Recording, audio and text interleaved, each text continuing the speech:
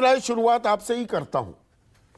भारत जोड़ो के साथ साथ विपक्ष जोड़ो की भी अब पहल करती दिखाई दे रही है कांग्रेस। नीतीश कुमार तो पहले से ही वो मुहिम छेड़ चुके हैं और न्योता आप लोगों को भी दिया गया है, तो आप जुड़ेंगे या अभी 2024 की मोदी को टक्कर देने की तैयारी चल रही है अलग से समाजवादी पार्टी में? संदीप जी, जिस एकता की बात आज चल रही है,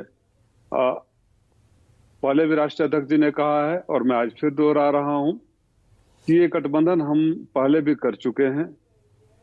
दोनों पार्टियों से, बसपा से और कांग्रेस से गठबंधन कर चुके हैं और परिणाम आशा के अनुरूप नहीं आए।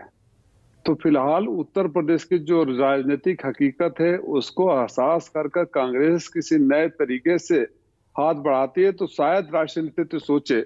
समस्या यह है, मैं कोई यहाँ आरोप प्रत्यारोप के लिए नहीं बैठा हूँ, समस्या यह है कि कांग्रेस की एक बड़ी प्रॉब्लम है कि mind is mind and yours is ours. पिछली बार ही गुजरात में इनकी सरकार होती है, मध्य प्रदेश में इनकी सरकार होगी। हम 5-5 सीटें मांग रहे थे, इन्होंने देने से मना कर दिया। लेकिन जब आपके पास आएंगे तो इनके जो सलाहकार हैं बोलेंगे पूरा उत्तर प्रदेश ही आपके नाम पर वाह वाह बोल रहा है। तो कुछ तो अगर सोच में परिवर्तन हो, मैं बेबाकी से बोलता हूँ, वो इसी के लिए जाना जाता हूँ, कुछ तो सोच में अगर परिवर्तन हो, नए सोच के साथ और नए तरीके के साथ कांग्रेस का कोई प्रस्ताव आए तो शायद हमारा राष्ट्रीय नेतृत्व विचार करे। हम उन मुद्दों से बिल्कुल सहमत हैं जो राहुल गांधी जी उठाए हैं, देश में उसकी जरूरत है। लेकिन वो एक मुद्दे की बात है और जमीनी हकीकत, जैसा आपने अपने शुरुआत में कहा, जो जमीनी हकीकत है, जमीनी हकीकत का एहसास कांग्रेस पार्टी, देश की सबसे बड़ी राष्ट्रीय पार्टी विपक्ष की, उसको जिम्मेदारी के एहसास के साथ करे तब तो मुझे लगता है। नहीं तो हम जैसे कि अभी अपनी तैयारी कर रहे हैं, हमको लगता है कि उत्तर प्रदेश में हम बीजेपी को रोकने में पूरी तरह से सक्षम होंगे। अंततः उत्तर प्रदेश के लोकसभा की सीट विपक्ष के पाले में ही जाएगी।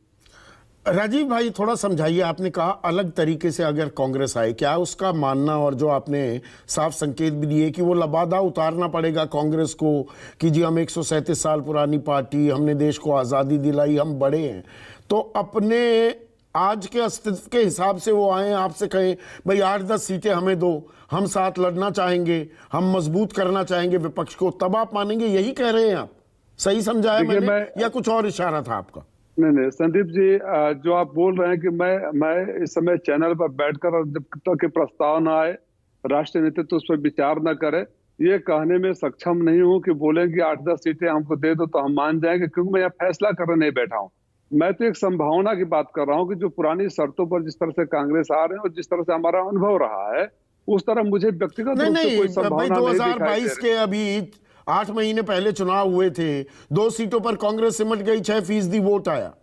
तो मतलब ये आंकड़ों को, इन आंकड़ों को ध्यान में रखकर कांग्रेस को बात करनी चाहिए, आप ये कह रहे हैं ना? अब हाँ, प्रैक्टिकली तो यही करना चाहिए। लेकिन अब कांग्रेस हर बार, मैं बोला ना, उदाहरण 2 दिया, पिछले बार मध्य प्रदेश और गुजरात दोनों जगह सरकारें बन गई होती, हम 5-5 सीटें खाली मांग रहे थे, लेकिन तब इनको लग रहा था कि पूरा मध्य प्रदेश और गुजरात उन्हीं का है। और जिन सीटों पर ये कांग्रेस के लोग हारे, मुझे उम्मीद है कि बड़े भाई अखिलेश जी बैठे हैं, आत्मचिंतन और मंथन किए होंगे, जितने अंतर से हारे उससे ज्यादा कहीं ना कहीं विपक्ष के वोटों के बिखराव से हो गया। तो अगर राजनीतिक धरातल पर वास्तविकता का एहसास करते हुए कोई नई सोच, नए प्रस्ताव के साथ आते हैं, तब शायद हमारे राष्ट्रीय नेतृत्व उसको विचार में ले। अभी चूंकि वहां से मीडिया से बातें आई है तो मीडिया पर उसको कह देना कि नहीं ऐसा करेंगे तो हम ऐसा करेंगे, ये मेरे लिए संभव नहीं है। संदीप जी, नीतीश कुमार कह रहे हैं सारा विपक्ष एक साथ आ जाए तो बीजेपी हारेगी, तय है कि बीजेपी हार जाएगी। विपक्ष तो ऐसे ही, एक मिनट सुनिए ना, पूरे विपक्ष में सिर्फ समाजवादी पार्टी और कांग्रेस, यानी कि 2 लड़कों के साथ आने की बात नहीं है, उसमें मायावती बुआ की एंट्री भी जरूरी होगी। तो मायावती को लेकर अभी कांग्रेस का तो आपने पक्ष साफ कर दिया, मायावती भी विपक्षी खेमे में आए क्या तभी असल मजबूती सामने आएगी, या ये एक आदर्श स्थिति की बात हो रही है, कागज पर अच्छी लगती है, जमीन पर उतारना नामुमकिन है? आप अभी थोड़ी देर पहले बोल रहे थे कि 2022 के चुनाव में कांग्रेस को 2 सीटें आई। 2022 के चुनाव में बसपा की स्थिति भी स्पष्ट हो गई। तो उत्तर प्रदेश के लोगों को तो यही लगता है कि अगर कोई पार्टी उत्तर प्रदेश में भारतीय जनता पार्टी को रोक सकती है तो समाजवादी पार्टी है, और अभी उपचुनाव में भी वो बात स्पष्ट हो गया। तो विपक्ष की एकता क्या, विपक्ष की सीटें भारतीय जनता पार्टी से ज्यादा हो,